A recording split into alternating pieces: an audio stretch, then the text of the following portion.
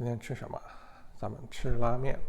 这拉面我们已经讲过很多集，咱们自己在家学拉面，有没有可能拉出比较细或者很细的面来呢？今天咱们就挑战一下拉面穿针。如果您看过我们前面关于拉面的节目，您应该知道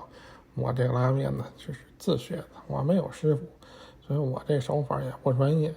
从开始这面根本要不得，到后来呢这有个面条的样子啊，能下锅能吃，我已经很知足了啊。拉面穿针我是想都没想过。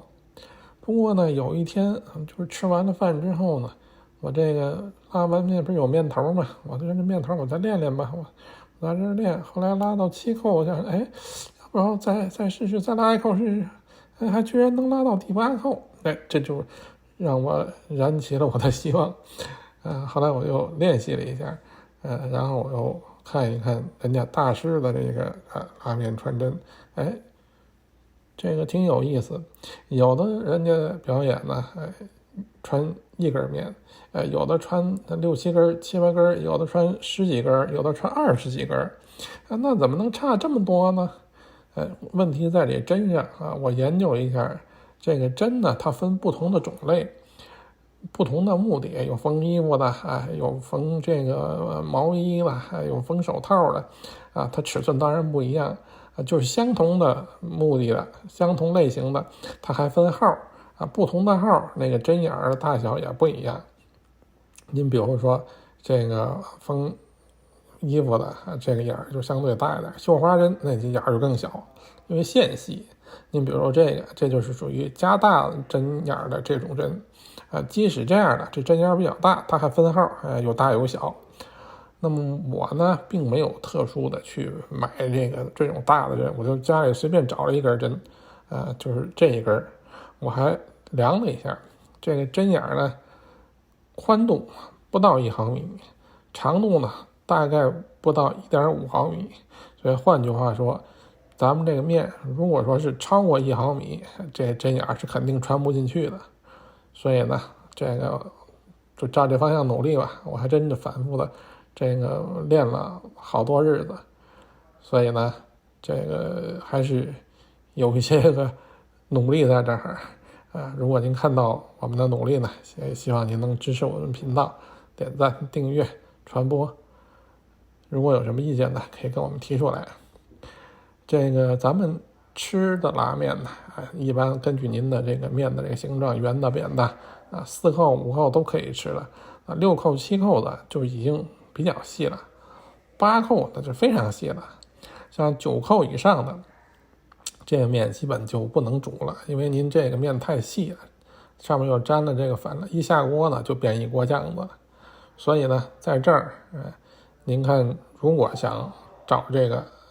穿针的方向去努力的话您这面是肯定不能吃的。而且呢这个拉到最后，这个面会变得比较细了，非常细了最后这个面都会断掉，就像那头发散开一样断掉了。那么这个经过我反复的练了半天呢这个也花了些时间，我最多勉强能够偶尔能够拉到10扣有的时候呢拉到9扣就不行了。但是呢这个经过锻炼当然这里会有一些这个在面的这个溜面方面的这些技术的问题，在这儿咱就不细说了。但是我要讲的就是说，您只要说是多多练习，这个穿针它不是不可能的您往下看，我们经过练习之后确实也做到了。那么这个过程当中失败了很多了，有的时候这个确实很不像样的。我今天在这儿拿出来的，您看到的这是算是我练习当中比较像样的平时那练得不好的我就没给您拿出来像这样的这就是算是比较细的了。那么呢我们再从这个比较细的里边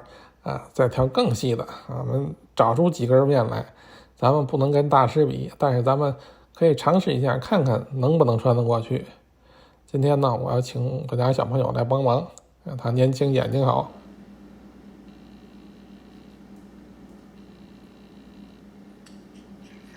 这个太粗了。即使这个粗细合适的也很容易断，不是那么容易穿得进去的。不过经过我们的反复的这个试验努力，我们确实穿进去了那么3根2根的比如像这样，您看真穿进去了。事实证明，